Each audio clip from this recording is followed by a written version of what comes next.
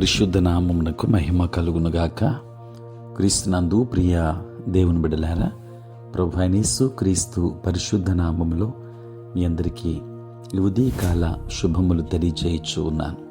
ఈ దినమంతయు మీకు మీ కుటుంబానికి దీవెనకరముగాను ఆశీర్వాదకరముగాను దేవుడు అనుగ్రహించాలని మీ కొరకై ప్రార్థిస్తూ ఉన్నాను. నేటి దినము కొరకు ఏర్పాటు చేయబడిన దేవుని వాక్యము యోహాను సువార్త 4వ అధ్యాయం 32వ వచనం.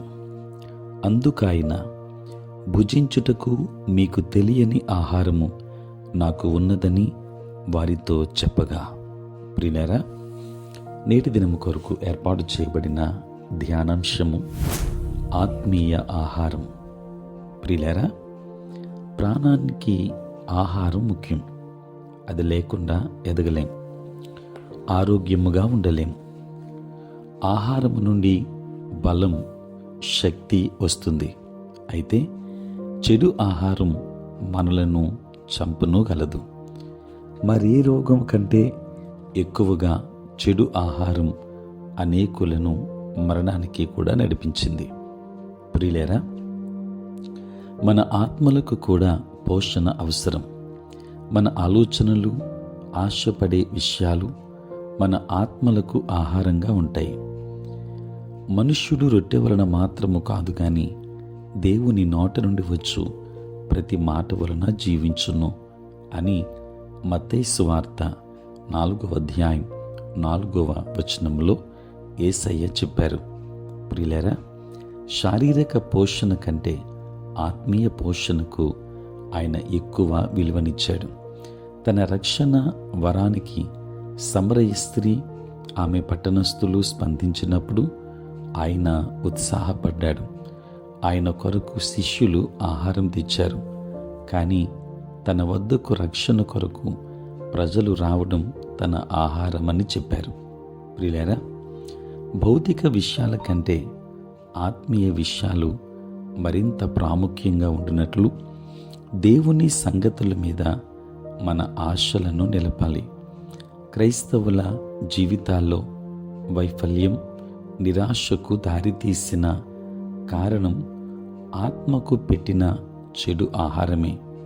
ప్రియులారా, ఆత్మానుసారమైన మనస్సు జీవాన్ని, సమాధానాన్ని కలిగిస్తుందని, శరీరానుసారమైన మనస్సు మరణాన్ని కలిగిస్తుందని పరిశుద్ధ గ్రంథం చెప్తూ ఉంది. ఆరోగ్య స్పృహ గల మన సమాజంలో చెడు ఆహారంతో శరీరాలను పాడు చేయడం గురించి ఊహించరు. అయినా లోకపరమైన చెడు విషయాలతో మన ఆత్మలను పోషించి చంపుతున్నాం. దేవుని వాక్యాన్ని వింటున్న దేవుని బిడ్డలారా, ఈరోజు ఆరోగ్యకరమైన ఆత్మీయ భోజనముతో నిన్ను నీవు పోషించుకో. పరిశుద్ధ గ్రంథాన్ని ధ్యానించు, వాక్యముతో నింపబడు. తరువాత బయటకు వెళ్ళి కొందరిని యేసు వద్దకు నడిపించు. సహజ ఆహారం కంటే ఎక్కువగా యేసు ప్రేమించిన ఆహారం ఏమిటో నీవు తెలుసుకుంటావు. జీవాహారము ప్రభువైన యేసు. ఆత్మీయ ఆహారం అదే జీవాహారం. ఆయనే ప్రభువైన క్రీస్తు. దేవుడు మిమ్మును, మీ కుటుంబాన్ని దీవించునుగాక.